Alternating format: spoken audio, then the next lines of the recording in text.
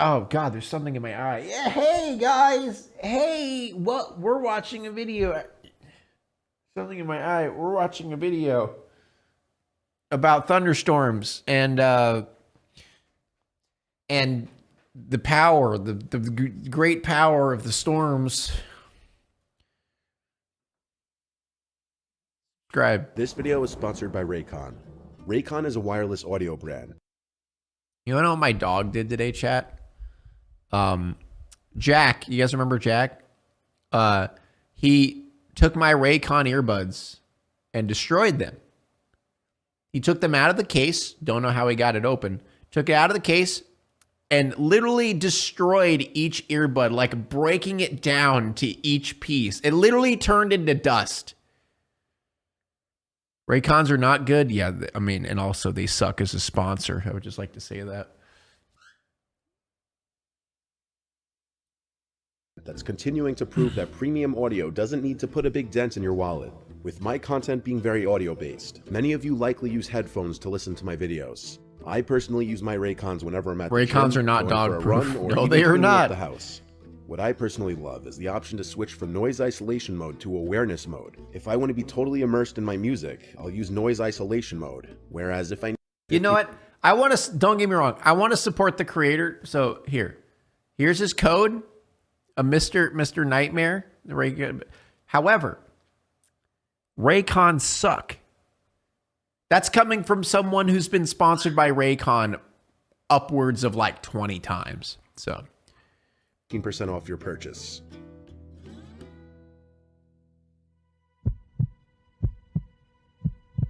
do they not pay well for sponsorships? It's not that. They pay well. They're just insanely strict. And there was one time where I sent them a video to review, like a 30 or a minute long sponsor. 2 weeks. Took them 2 weeks to review it. So my video was delayed 2 weeks because of them. So yeah, I'm not happy with them. They made me mad. I've always loved thunderstorms ever since I was a kid, and so does my 6-year-old son. Anytime there's... Oh, they are? I went out and tied in that, whatever bush flower thing. You're not going. Yeah, I had a feeling that's who he's chasing. There's a storm, my son and I will sit in the backyard under the gazebo and just watch and listen. This was on a hot... I'll be honest, chat. I feel like every wireless earbud is the same. I'm just going to say it. I've had so many. Every wireless earbud is exactly the same. It doesn't matter what earbud you get. I mean, there are some... I feel like the only differences is the sound isolation. Yeah, I have the Samsung ones. Those are good. The only reason I like the Samsung ones is you could switch from sound isolation to that they have that little microphone on the outside where you can hear stuff. So like if I'm like, working or like doing chores or something like that and Amy calls my name, I could actually hear it because it has that like little thingy in there. That's why I like them. Hot, stormy August night in Florida. As soon as we heard the first strike of lightning in the living room, my son jumped up and said, "Let's go sit outside." I followed him outside, where we ran from the back door to the gazebo, getting pretty wet on the way. It was already pouring. Wet. I have a nice setup under my backyard gazebo. It has a mini bar, a few wicker sofas, a TV, and mini fire pit. As we usually would, I turned on the fire pit and TV, and my son and I just laid back and relaxed, listening to the sound of the pouring rain and constant thunder. The thunder would get louder and louder as we sat out there, and the time between the flashes of lightning and cracks of thunder was getting shorter and shorter. Dude, I hate that feeling. I hate that feeling when you know that it's getting closer, and then it's literally the only reason I hate those, like the when the lightning strike hits really close, and it's literally just a jump scare. It's an audible jump scare, and I literally jump. Like there was one time where lightning struck our house. I literally screamed. Like, and it's one of those screams that it's not like I tried to scream, if that makes sense. It's one of those screams that just like popped out of my mouth. It was instinctual. Because, you know, a lot of screams, like something happens and then you scream about it. No, it was instinct. Like after I screamed, I sat there and I was like, wow, I don't know why I screamed. That kind of shit. Bulk of the storm was getting closer to us. The lightning was getting so bright and frequent that it was genuinely starting to light up the entire backyard anytime it flashed. And my backyard is big, with woods covering 2 edges of it. Perhaps after the biggest flash of lightning yet, my son squealed and pointed out towards the backyard. "What?" I said, to which he said he saw someone standing in the backyard. I stood up and walked to the edge of the gazebo. I couldn't see anything in the dark, so I was waiting for another flash of lightning. The next few flashes of lightning were too small to fully see into the yard, but when the next earth-rumbling flash of lightning struck, I saw what he meant. There was someone indeed standing out in my backyard by the woods. I told my son to go rush inside and turn on the backyard lights. He did so without question, and I stood in place waiting. About 10 seconds later, all of the backyard lights were on, but I didn't see the person way out in my backyard anymore. I waited for more lightning to maybe help see. But even with the lightning, I didn't see them anymore. They were gone. He, she... This is why you need motion sensing cameras, chat. I highly recommend them. They're not that expensive, and you can just plop them on like your front and back. Just so whenever some weird shit like this happens, you at least have video evidence of a weirdo in your backyard. Whatever, I didn't know. All I knew was that there was someone walking around my yard, and that didn't sit right with me. I went inside the house and locked all the doors, but kept the backyard lights on. I even turned on the front yard lights too.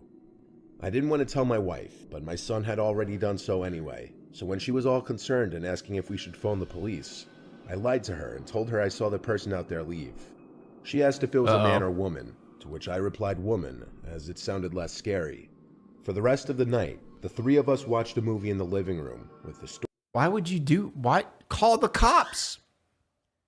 Why would you lie? Just call the cops. What is he doing? What? That's such a weird thing to lie about. Storm still overhead. Eventually it was my son's bedtime, so my wife tucked him in and then came back to the living room and we started watching something else. We still heard the thunder outside. Eventually I went back to the den to turn off the outside lights, front and backyard. When I went up to the living room, my son was standing at his bedroom door, scared, saying there's someone at his window. My wife and I looked at each other and yelled, "What?" I pulled him away from his doorway, and then I stood at the doorway, looking at the window, waiting for the lightning. When the lightning struck, no one was at his window, but I believed him. Someone was out there, that much was already established. I told my wife and child to stay inside while...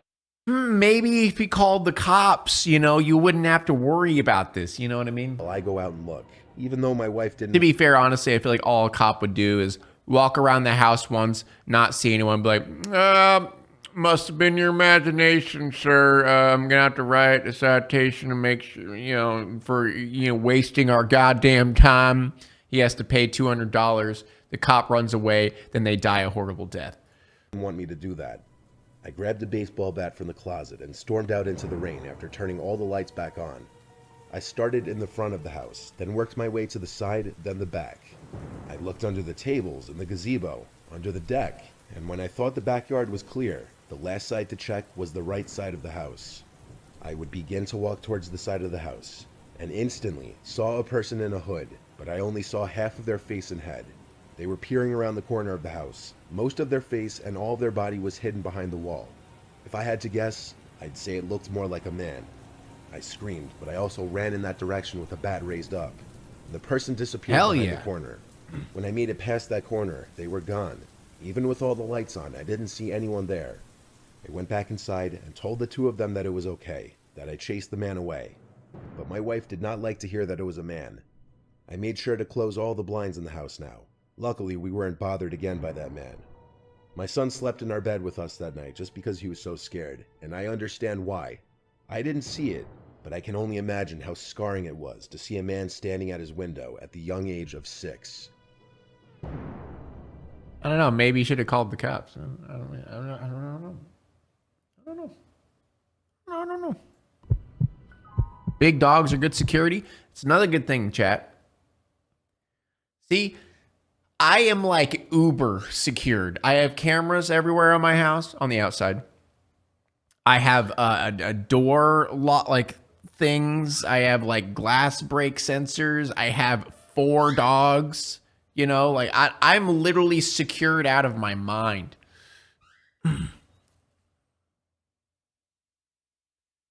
Like honestly, even if you don't get a security system, chat, get some dogs, man. And you have Shadow. That's true. That's true.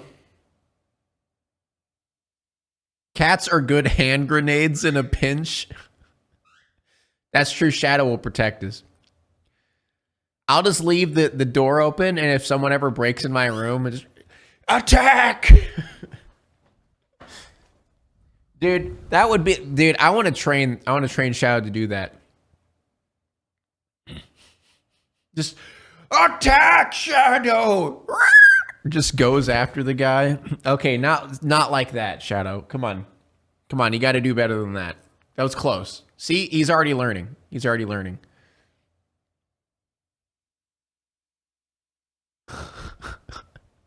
Go for the ice.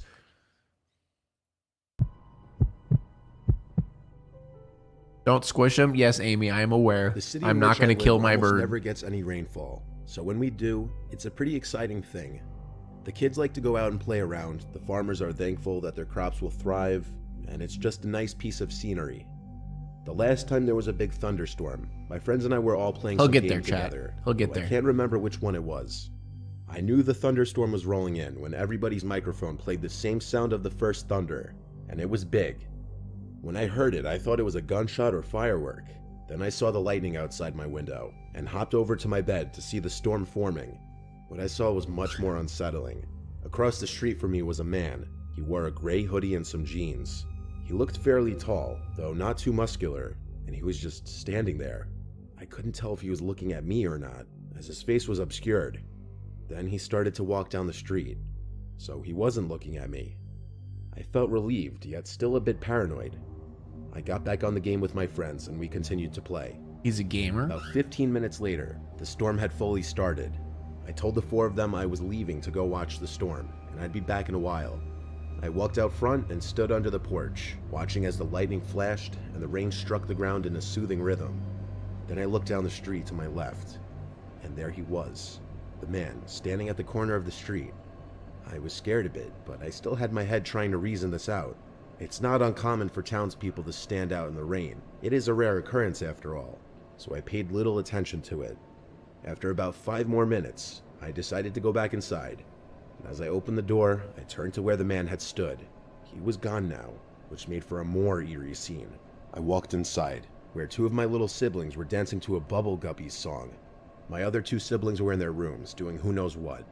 I went back to my room, but instead of playing the game again, I decided to go do something else. Though I didn't know what to do.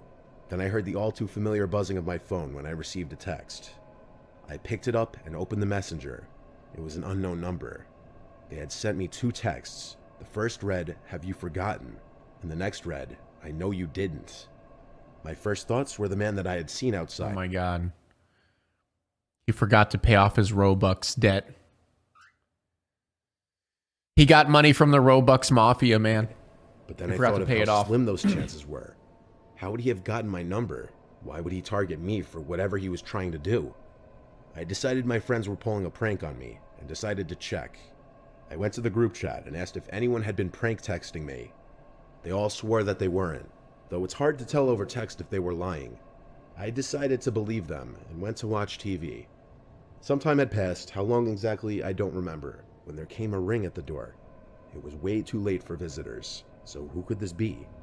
Maybe the postal service? I checked the time on my phone, 12:19. Definitely too late for visitors. I peered through my blinds in an effort to see who it was, but I couldn't. The rain was coming down so hard it was like a blanket of mist was everywhere. Then one of the gunshot thunders sounded. My head slammed into the window, making a thud sound. There was movement by the door. It was a person running. Wait, what? Wait, oh, slow down. Why did your head slam into the window, huh? What? Like a blanket of mist was everywhere. Then one of the gunshot thunders sounded. My head slammed into the window, making a thud sound. So he was like looking out the window And then there's a loud lightning strike, and he went,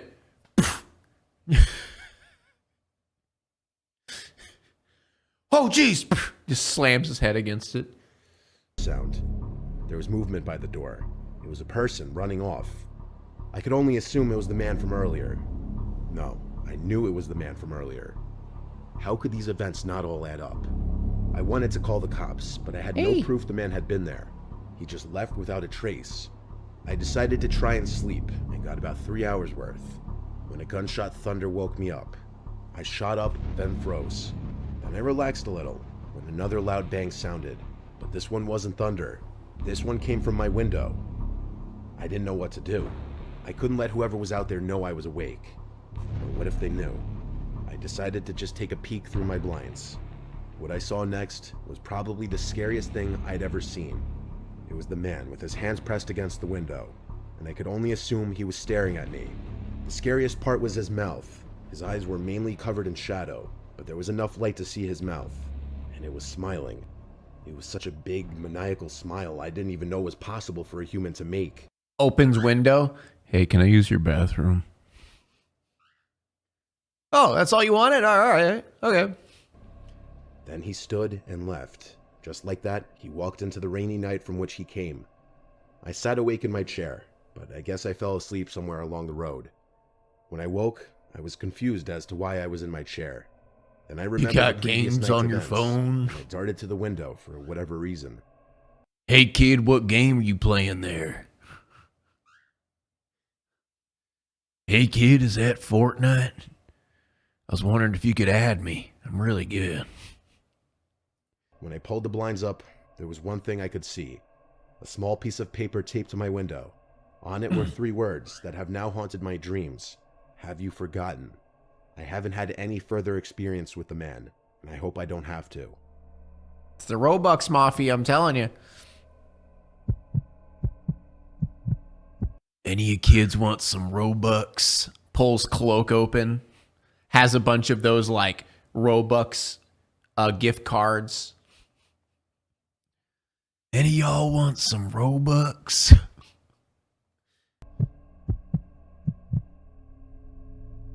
It was a night I was working late. The weather outside was awful, and I was just leaving my job to go home.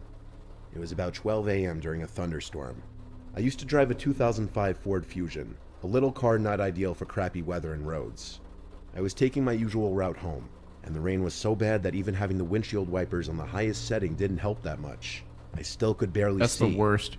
I was going 40 miles per hour on a 55 mile per hour road. That's how bad it was. There were no other cars around me. And when I least expected it, through the water building up too quickly for my wipers to handle, thus partially blocking my view, I saw someone dressed in white running across the road from one side of the woods to the other. I saw them almost too late. I had to slam on the brakes and swerve to avoid hitting them. I swerved and lost control onto the grass before crashing head-on into a tree.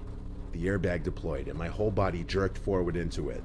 I couldn't even believe what just happened at first. I was in shock.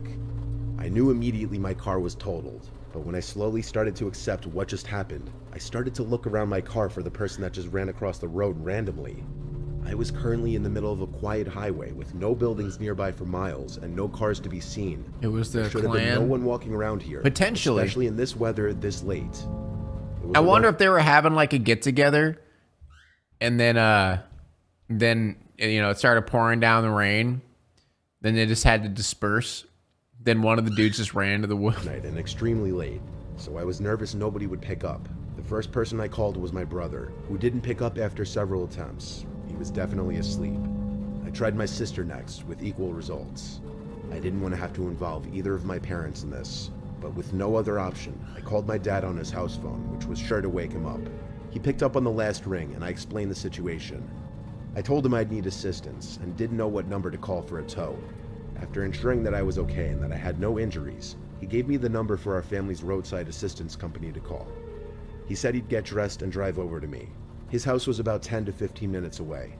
My dad also told me to get out of the car to look for whoever was crossing the street and to keep my doors locked. When we hung up, I stayed in the car, nervously looking. Get out of the car, look for the scary dude, and lock your car.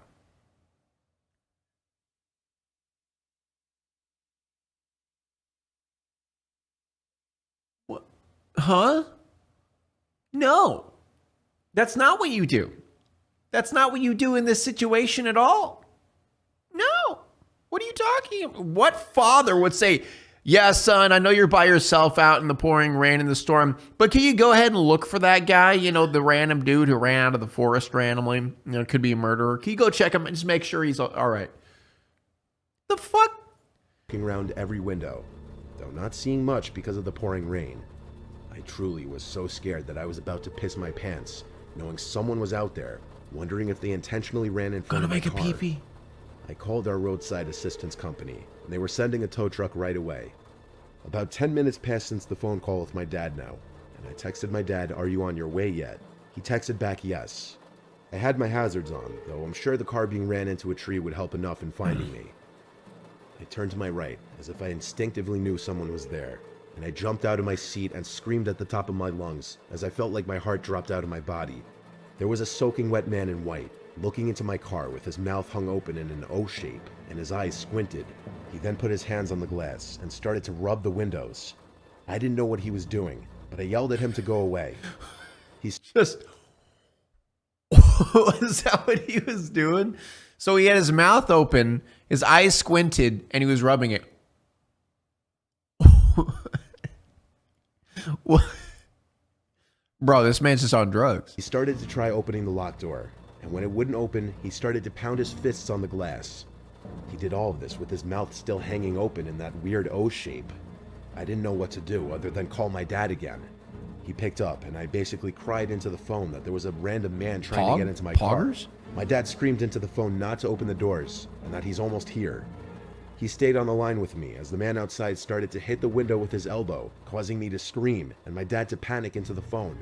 Surprisingly, the glass didn't shatter, and as if my prayers were answered, I saw headlights approaching from down the road and pull up behind my car.